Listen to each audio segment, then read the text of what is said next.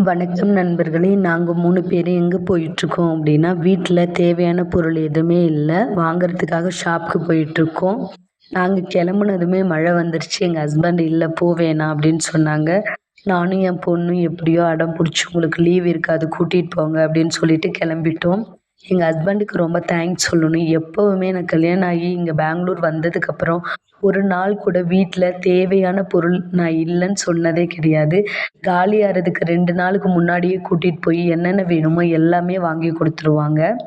என் husband எதுக்காக அப்படி மொத்தமா வாங்கி குடுப்பாங்கன்னா, நம்ப ஒரு மாசத்துக்கு எவ்வளோ சாப்பிடுறதுக்கு நம்மளோட யூசேஜ்ன்னு செலவு பண்றோம் அப்படின்னு நமக்கு தெரியணுன்றதுக்காக அப்படி வாங்கி குடுப்பாங்க.